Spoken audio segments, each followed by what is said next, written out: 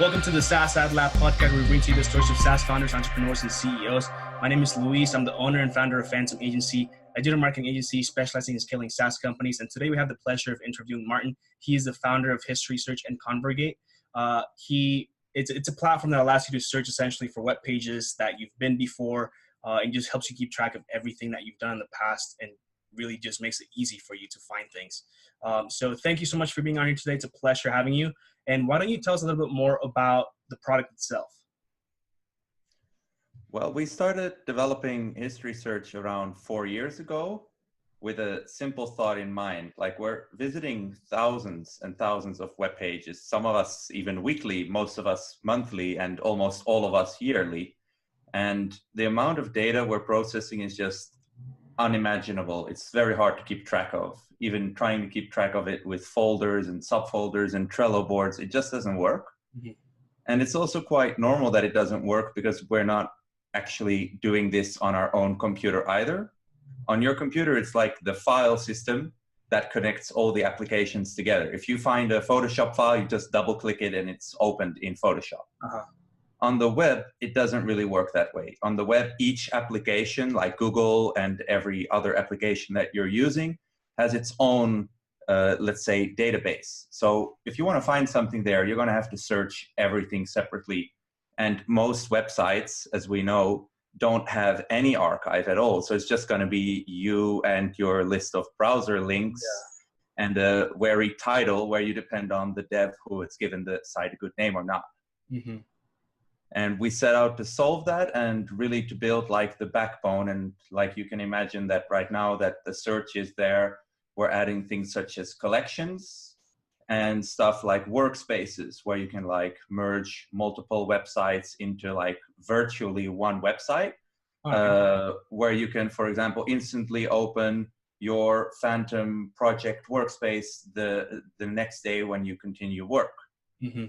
The other thing that we're working on is like in a very interesting way how people can like create collections that are shareable with other people.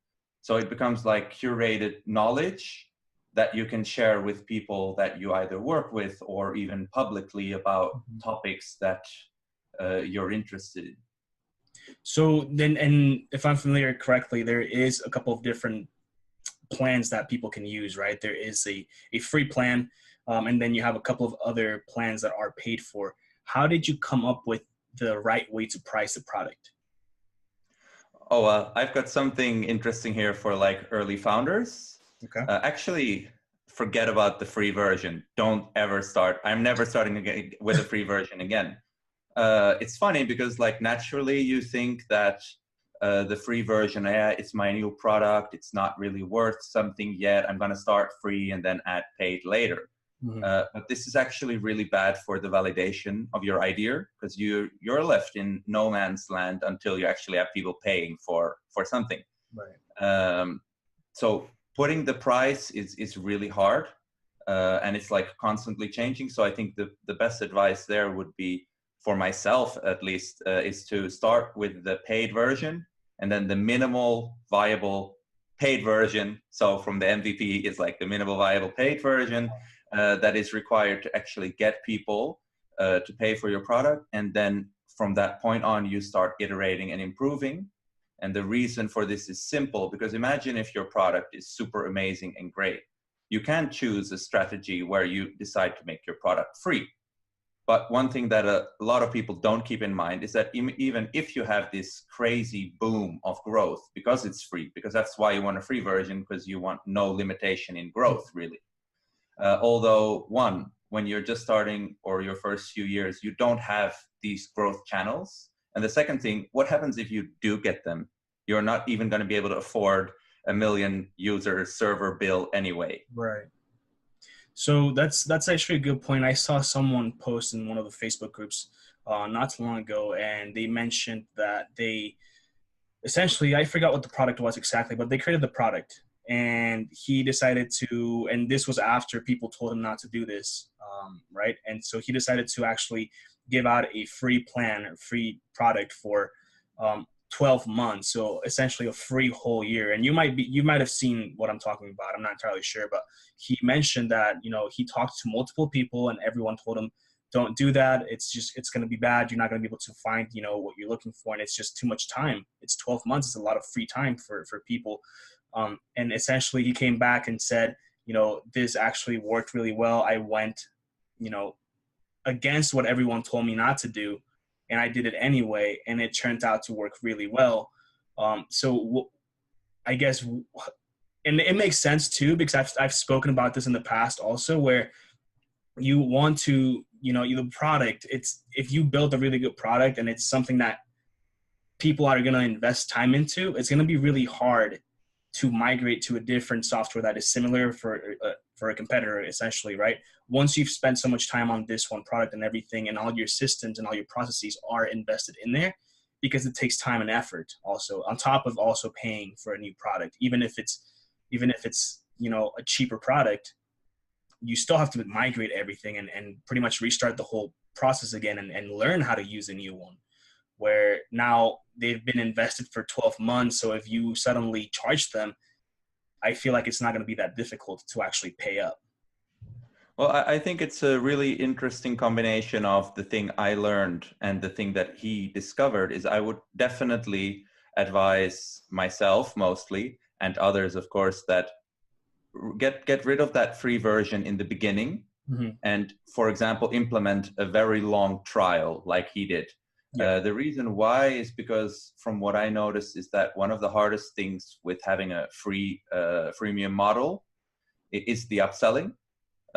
So luckily it's going really well now, but it's been a lot of work, because you have to think about countless stuff. You have to think about, okay, how am I going to communicate people the value to upgrade? One of our problems is actually that we allow people to search the most recent 3,000 web pages for free.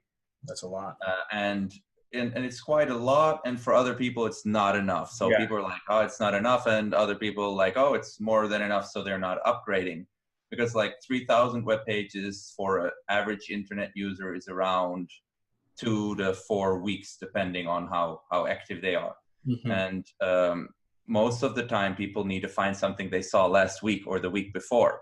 So if that's the case, you don't need anything past 3,000 ever anyway. Right. But that's why we're adding in new features that are only available, such as the collections. You can now make 3 collections and workspaces for free. And if you want more, and I'm actually seeing really good conversion on that. So that's maybe an interesting takeaway as well, is that don't be shy to make the core value of your product free. Okay. And then to make little additional useful values paid. Mm-hmm. That makes complete sense. That converts actually really well, and then you don't lose people because they don't get the full flavor of what your value proposition is. Yeah, that's great. That's really smart. It's awesome that you're saying that higher conversion rate on pretty much the upsell. And let's backtrack a little bit to just learning a little bit more about yourself now. So I know, you mentioned that you've been developing this for 4 years. So what were you doing before you started History Search, and how did you essentially, go into knowing that this is what you wanted to do? Well, I didn't know beforehand that it was going to take 4 years. So that's something that is that's an interesting thing that I always think about, is when I'm talking about the past 4 years, thinking, dude, if I'd known that it would have been this way 4 years from the point where I started, I might have chosen a different path. But nah, it's a bit of a joke, but I never planned to really think that it would take that long to really make a good product. Mm-hmm. And obviously in the same time, I did several other things that were, for example, I work with computing as well. So it's more hardware related stuff. And we built several other products.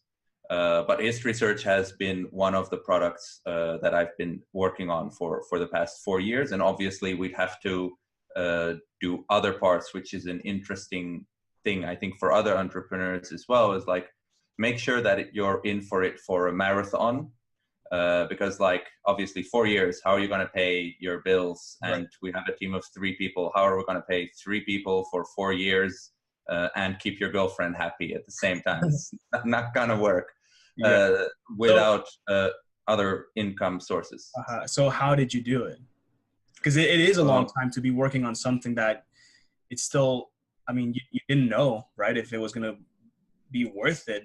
Those 4 years, you still didn't know if it was going to be something that was going to be, worth your time. So it's really having that, it's you have to have a lot of patience to create a product, knowing that it was taking you that long, and knowing that there had to be bills that had to be paid, and just people to make happy, like you said, like you're like, maybe like it's like a joke, but it's true, right? Like there's people that you have to spend time with, and keep your relationships and everything, and it's something that I see in the entrepreneurial world a lot, where you kind of seclude yourself and become, some people call it lonely, but I don't think that's how it is essentially, but it is, keeping more to yourself and actually focusing, which goes back to it's just a type of mentality that people have in the entrepreneurial world. But it's also important to make sure that those people around you, you want to make sure those relationships are still being, taken care of essentially.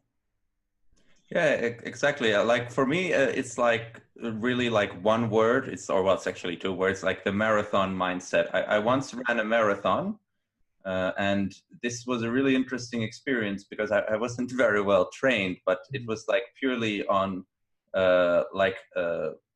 mental. How I got through it was because like I ran like at a lower pace and I kept jogging, and I just had one rule, like I'm going to jog, and each milestone, like every kilometer, I would have like a little celebration for myself, Mm-hmm. like a mental one. I was like, okay, boom, we did one, instead of and I did this at 3 kilometers, and then you still have like 39 kilometers to go. Uh, so yeah, and then you're like, and that worked amazingly. And I think that's really important when you're building a product. Like for example, what we did is at the same time, I actually expanded the team, and we started developing a request that came in related to search, but for a much larger company. It was totally not related to history search, but they thought, oh, these guys, they're building something funny, and I ran into them. They say, well, can you build that for us? And then I was like, well, why not? And that's one of the important things when you think, okay, I'm going to build a product in my attic. Then it's a different approach. But if you really want to build like a business, that's also why we have like Convergate and History Search. History Search is our only product at the moment, but we do look at it as a company. Mm-hmm. And I think every company needs to have a way to make money.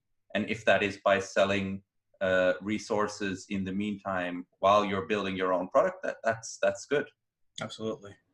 That's great. And with that whole time passing by, what is something that you would have, and you kind of mentioned this already, but you also said it was a joke, so I want to ask again, what is something that you would do differently throughout the whole process, knowing what you know now?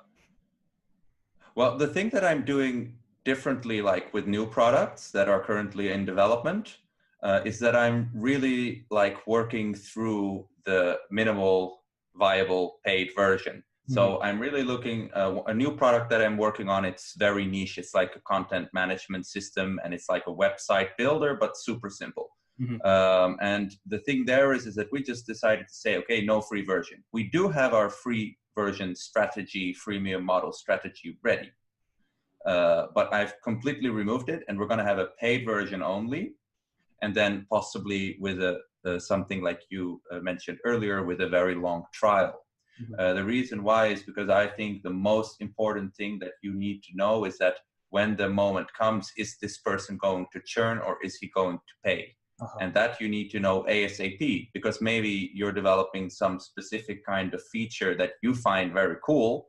But if you see that after you've built it, no one is converting to paid users, then it's not really good. So, and that combines with another thing that I plan now since over the past year is I always plan my backlog in 4 different like components. So you should look at it like a little Japanese table, you know, one of them close to the floor. You're going to turn that into a bar table. But what happens if you overdevelop one of those feet? You're going to have a table that's completely useless. Yeah. So that's the thing. You have to develop them on all four flanks, so to say. And those four flanks, they are dynamic, but they're like four metrics. Mm-hmm. And I've heard a lot of people talk about metrics and stuff, and I think they're not used very practically. It's always just like, oh, we're doing well or not well. Yeah.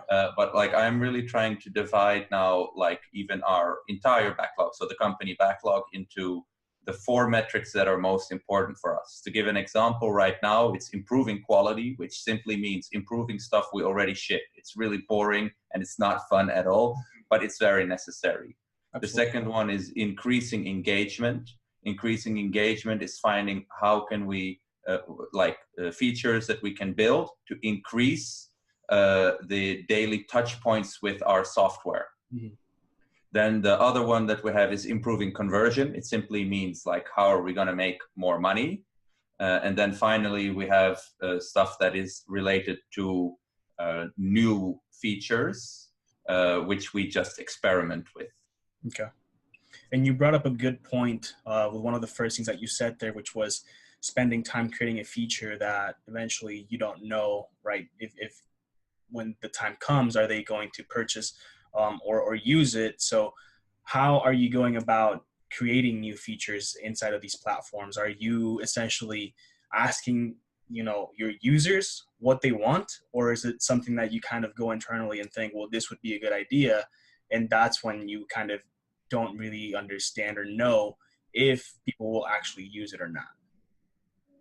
Well, so personally, what I did, especially like the first time around with history search, is I just spoke to, I would probably say more than 1,000 people online. Mm-hmm. I used my Instagram to like build up this following, but only from tech related people. And then when they would follow me, I would send them a direct message immediately, because then it would not go to the spam box, but to their inbox, asking them to test out my product. And I did the same on Facebook and Facebook groups. And now we have like a solid user base. And that's when it sort of becomes more naturally, because people reach out to you. They say, hey, I've got a new idea. And there's quite a lot of those people out there. Also, I think people need to be very wary for this too, because one of the things I've noticed, if it were up to the users, the early users, they would have placed us into something they can frame in their current mind. And it's actually very dangerous for new products. Like, you have an idea, you have a vision, but this vision is not, it's like an insecure vision, so to say. Because it's not really fully developed yet. So if you're going to like listen too much to people, to what they're directly saying, so if you listen to what they say instead of what they need, you're going to turn out to be something that they already have. So they would have probably tried to turn us into a Google Drive, or they would have forced us more into a Pocket, because that's the stuff you hear from people. Mm-hmm. They say, oh, but I would like to love to see stuff offline. Right. And then we could go and do that. Actually, we made a lot of mistakes. That's why history search took 4 years. And I wrote a pretty long article about this. Mm-hmm. Like prior to launching, like the week before we launched it on Product Hunt, I wrote this article, and I wanted to do it before launching, because it was really like, I wanted to the perspective to be fresh. And even if I read it back, I feel like the insecurity, you don't know how it's going to turn out, and you've worked on it for a very long time. And one of the things, what I described there as well, is that we took an entirely different approach for 1.5 years, and it completely failed. It could have, like 100%, everything was just discarded. Mm-hmm. After 1.5 years and investing a lot of time and money, it was just not doable. Yeah, but you learned a lot. We wanted to make it completely local. So we wanted history search to be like a local server on the client, and we wanted everything to be local. So that would mean that you could connect your browsers to the application, so to say, and that the data would be stored locally. But this brought too many complications with it. One, it was pretty hard to install and to manage. The second thing, updating was quite hard, not undoable, but it was quite hard. But most of all, which was like the biggest problem, was the amount of space, the amount of storage this application and data would take up on the user's PC, so to say, because like a full text search engine is a really heavy application. Yeah. Like we have 64 gigabytes RAM running on a server and I think like 500 gigabytes index. So on the server side, it's not a problem. But, well, actually it is a problem, but we're dealing with it and it's going quite well now. But I mean, on a client, it's just undoable and you would need people to reserve like 2 times the amount of hard disk space they would have for Photoshop. Okay. And that's why that approach completely failed. And we tried and insisted on doing that. And then we're like, okay, it's not going to happen. So we're either going to give up or move it to the cloud. And then we developed a cloud solution, which brought other challenges such as, okay, how are we going to make sure that it's private? How are we going to make sure that people trust us?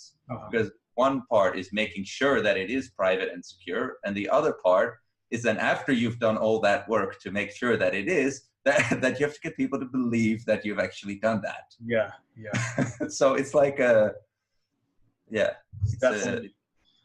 it's difficult. It's hard to get people to trust you, especially as a startup and a new company, especially with all the things that are going on at the moment with just breach of privacy and all these things that are happening. So it's just, I mean, you could put whatever you want out there, but are you actually doing it? So it's there's always a fine line with that kind of stuff. So I don't have a hard time believing that people would have a hard time trusting a company. But you brought up a good point, and that was that you don't want to necessarily listen to, people's opinions all the time, or not, for every single thing that they have to say. And I was actually listening to this earlier about the book, The Outliers and The Outsiders, and how the 8 best CEOs, usually they never heard anything from essentially the people that would tell them, do this or do that, because they listened to the data and they looked at the numbers, and that's how they made their decisions, is based on those things. And that's always how, they were able to be where they're at. And it's not essentially, it's not SaaS companies, but I think when it gets to that level, it's something that can be applied to pretty much anything. And Warren Buffett was one of them. So there's a lot of very, very good people in that list. But yeah, I definitely agree with that. And essentially, if you try to give everything to people, then you have this bloated product, and you become a people pleaser, which it's not necessarily something that you want to become. And as far as, what is one of the things that, or actually, you mentioned Product Hunt. So you launched on there, and how did that go? Well, first of all, I think the Product Hunt community is like an amazing community. It's not only on Product Hunt, like it's everywhere. So I think if you're building a new product and you've been through this phase of beta users, so the misconception is that Product Hunt is a place to get beta users. I think it's like the stage after that. So the beta users you can easily get through Facebook groups, through Instagram, through tweeting people, through emailing people and getting angry replies, but doesn't matter. You can use LinkedIn and obviously not on mass email because that doesn't work at all, but you can manually email people. So just send them personal stuff, and that's the best way to build that. And then Product Hunt is like, for us, it was really, really good. Although we launched, and on the launch day we became second, which obviously was a bummer, but it was still good. And then luckily, and this was totally amazing, we got the Life Hack of the Year award of 2018, which was like the best life hack on Product Hunt of 2018, which was a really tight race with another product, but yeah, somehow it came out on top. And this was because of the people that I got to know through the Product Hunt community, and so many of them voted and shared. And that's the most amazing thing about Product Hunt, is that you can really find people. If you're into new products, if you're building your own idea, et cetera, you can find a lot of people that you will be able to connect with in that community. So it's much more than like just the site. It's like everything around it. I probably like from probably speak to 100 people a week, and at least 10 or 15 of them I got to know through Product Hunt or related to Product Hunt. That's great. And that's huge. Yeah, that's really cool. And as far as you know, the roadmap for history search, what is the number one thing that yourself and the team are currently working on? So right now we're working on one of the things is improving the quality. So that is like, optimizing left, right. I mean, we support a lot of browsers, so we're optimizing constantly there. And besides that, we're experiencing with new features. We recently launched like the collections and workspaces. And very soon you'll be able to create like shared collections. So let's say you and I, we have a common interest about JavaScript or about marketing or whatever. We could create a collection and share them. And then whatever I add to it, you get to see, and whatever you add to it, I get to see with the full text search and the previews. It's like mini Googles, but then curated with knowledge that's actually been seen by people in that collection. That's really cool.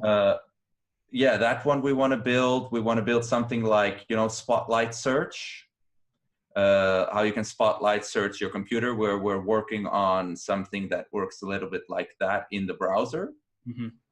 And besides that, we're really heavily looking into something that we are constantly being worked against with by larger sites, but we're looking at ways how to that's completely embedded, how to automatically remove data of sites where you've not been for a very long time. Cool. So it's going to be like more private browsing. That's really cool.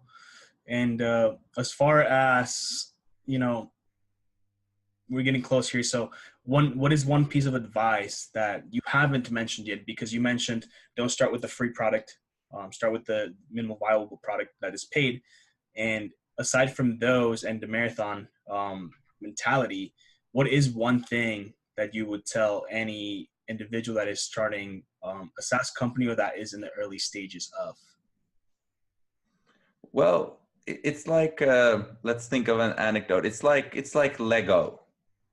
You have to just start with the blocks you have, and don't plan a drawing about how you're going to build a Lego castle without having the blocks. Mm-hmm. So what I think is super important, a part of any good strategy, includes the very first step. And a lot of people ignore this by saying, we're going to raise funding. All right, fine, you're going to raise funding. If you know how to do that or you're going to be successful in that, that is fine. But a lot of people use that as a reason to not start. You do not have to raise funding. You do not have to do you can, of course, but you can start with the very first block, because that's what a good strategy is. It starts from where you are exactly right now, and there is no gap between your end goal and where you are right now. There could be a lot of steps, but there is no gap. Mm-hmm. So fill that gap. That would be the advice, and just start. Very cool. As far as growth so far, aside from Product Hunt launching, what has been the most successful? Well, the Product Hunt Lifehack was really good, and we launched a bit of a referral program, which was kind of funny. We had a feature which was like a dark theme. And then it was like, yeah, come on, you can't really make the dark theme paid. So then we thought, okay, for our unlimited users, like our professional users, they're going to get it for free. And other people can unlock it by inviting some of their friends. And that works all right. I mean, like, that's the second thing, like with growth, is like people always expect growth to be like tens of thousands of stuff. And that if it's less than that, it's not worth it. But that's not the truth. If you can build a feature that takes you like a week of work and can bring your growth from like, let's say 30 to 50 people a day to 60 people a day, that's amazing. Mm-hmm. That's worth more than 1 week of work. That's 2 weeks of work, because that's like 11% growth. Yeah. And that's so those are the ways, and like the real like growth spurts, they're from this stuff like the Lifehack Awards, and we got some new stuff as well that really like peaks it out. And then you have to think about like 1 or 2,000 or even 3,000 people in one day that join. But that's very rare. And those moments, you'll have like 1 or 2 of them a year. And the second thing that I'm working on now is like obviously the collection sharing. There is a reason for that. It's related to growth, to the metric about growth. Is that if you have a collection and you want to share it with someone, you don't want to copy paste him 50 links, you just want to send him one. So that's where the collections come in. We're going to see how that goes. And actually I'm working on another product. I was working on it prior to this call, which is again targeted at the Product Hunt community, which is like a super easy way to like test your tagline.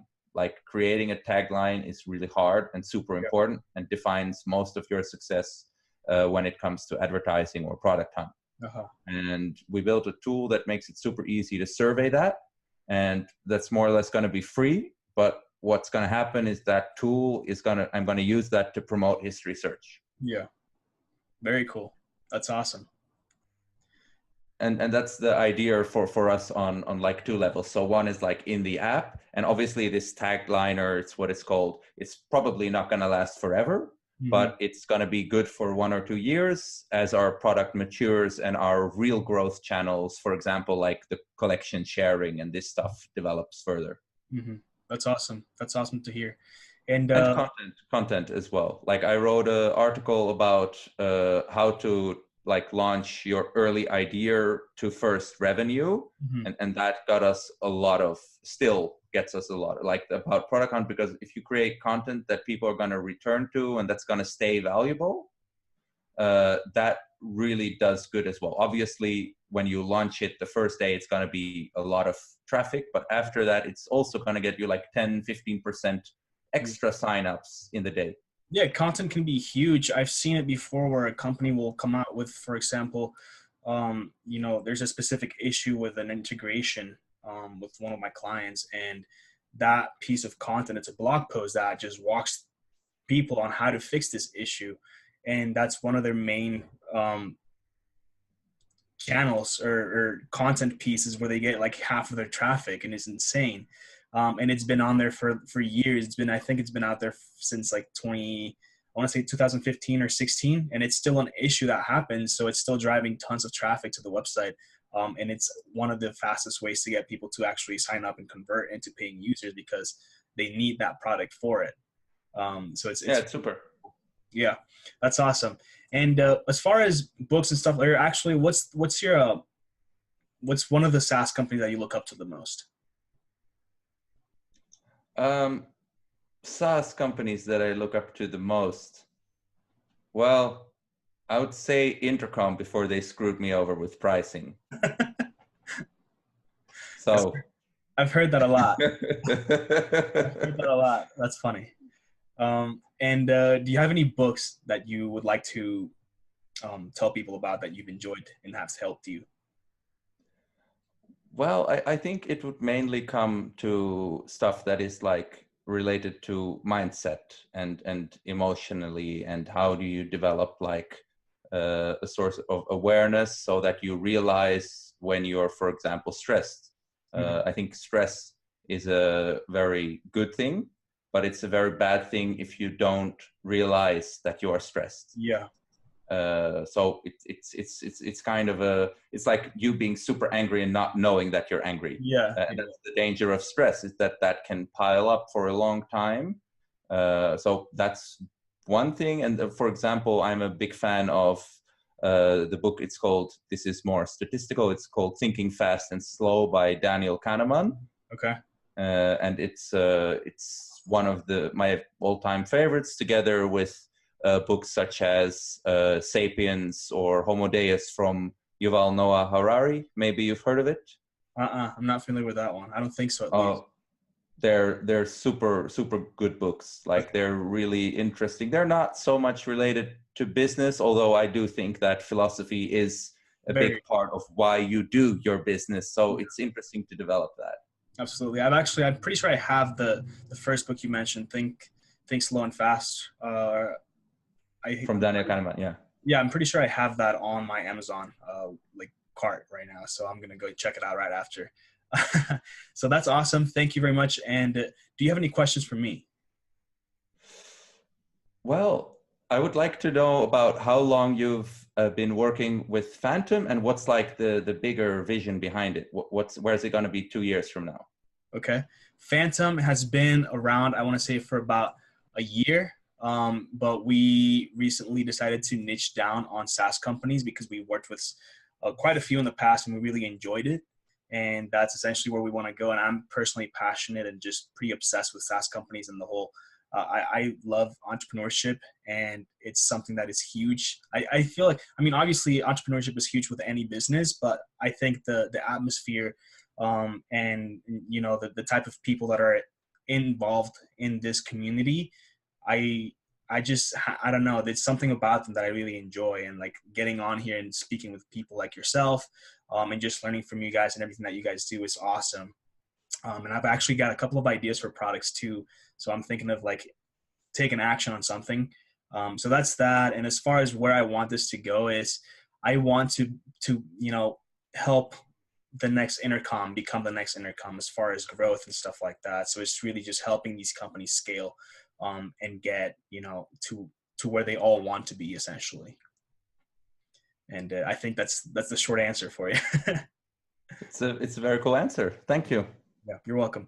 And thank you for being on here again. It was a pleasure having you and learning a little bit more about yourself, the company, History Search, and, you know, the plans for the future, what happened in the past. And I had no idea you've been working on this for 4 years before you launched it. So that's awesome. I'm sure a lot more happened within that time frame that we even talked about. So I'd love to hear more about that. But thank you for being on here. It was a pleasure. And where can people find you online? You can find me on Facebook, on Instagram, on LinkedIn, just Martijn Verboef, and you'll find me. Very cool. Awesome. Thank you everyone for listening and watching. It's always a pleasure being able to bring to you the stories and you know, experiences of the people that we have on the podcast.